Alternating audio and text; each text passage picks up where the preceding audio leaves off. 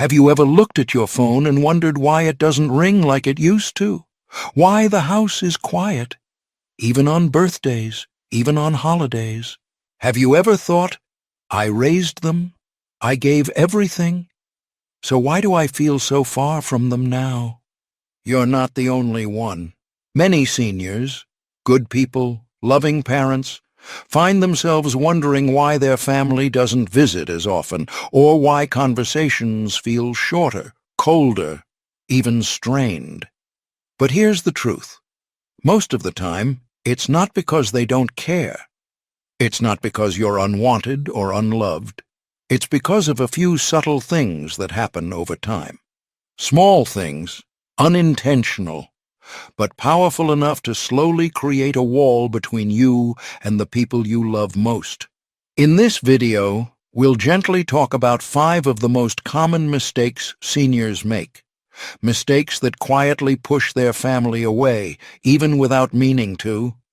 Not to criticize, not to make you feel guilty, but to help you see where reconnection is still possible, where healing can begin, where love, even strained love, can grow again.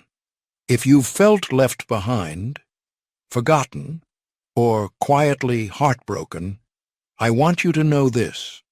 You are not alone. You are not too old to rebuild connection, and it is not too late to feel close again. Let's begin with honesty, warmth, and care. Mistake 1. Giving advice instead of empathy. When your child or grandchild shares something, a challenge, a mistake, a frustration, the instinct is strong to give advice, to correct, to fix. After all, you've lived through so much. You've seen more, suffered more, learned more. It's only natural to want to help, but sometimes what they really want is simply to be heard. When your son says he's stressed at work, he may not need a lecture on working harder. When your granddaughter shares her heartbreak, she may not want to be told, "You're young, you'll find someone else." When your daughter vents about parenting, she may not want a reminder that you raised 4 kids without complaining. She may just need to cry, to speak, to be met with, "That must be really hard. I'm here for you." You see, advice, even when well-meaning, can make people feel judged, dismissed, or like they're not being taken seriously. It makes conversations feel unsafe. Real connection begins when we stop trying to fix and start trying to feel. You don't need to have the right words. You don't need to solve their problems. You just need to listen, without correcting, to sit in their world for a moment, without pulling them into yours. That's when hearts open. That's when the phone starts ringing again. Mistake 2. Using guilt to get closer. This one is difficult because it often comes from pain, not manipulation. When you're lonely, when you miss them, when you wish they visited more, it's easy to say things like, "I guess you're too busy for your old mom." "Don't worry about me, I'll just be alone like always." "It must be nice to have your own life. I just sit here and wait." But guilt is a poor builder of bridges. It might make someone call more out of obligation, but it won't bring them closer from the heart. Over time, guilt turns into resentment. Conversations feel heavy. Visits feel like chores, and the warmth disappears. Instead of guilt, try honesty. Gentle honesty. Say, "I miss you. I know you're busy, and I respect that. I just wanted you to know your voice brightens my day." That doesn't shame them. It invites them. It shows love, without pressure. Your family is far more likely to come close when they feel safe, not scolded. When they feel missed, not manipulated. You deserve real connection. And connection grows best in the soil of honesty, not guilt. Mistake 3. refusing to change or compromise. As we age, it's easy to become rooted in routine. Familiar things bring comfort, and after decades of living a certain way, change can feel uncomfortable, even threatening. But sometimes, refusing to adapt, even in small ways, can make family feel unwelcome or judged. If your daughter is vegan, but you won't offer a single meal she can eat, it sends a message.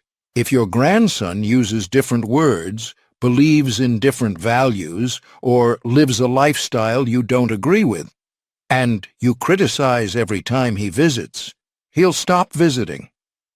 If your home is filled with rules, harsh opinions, or complaints about how things used to be, it doesn't feel like a place of rest.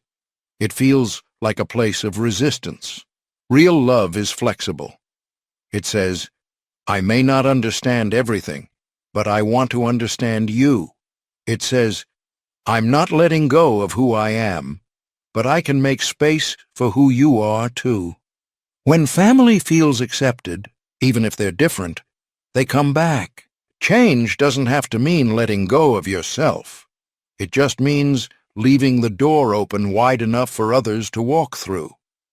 Mistake 4. Talking, but not listening.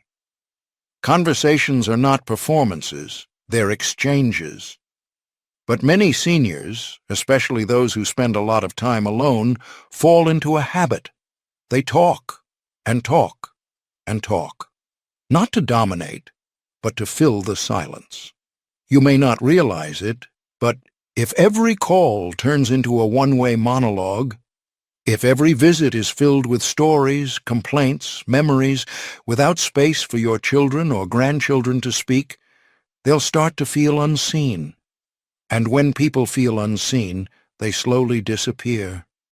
John, 74, used to call his son every Sunday, but after a while, his son stopped answering, not because he didn't love his father, but because every call became a speech. John never asked how his son was doing, never paused to listen. It felt like talking to a radio, not a person. When John finally said, I realize I talk too much. I'd love to hear about your week, his son broke down in tears. Don't underestimate the power of asking, how are you? And meaning it.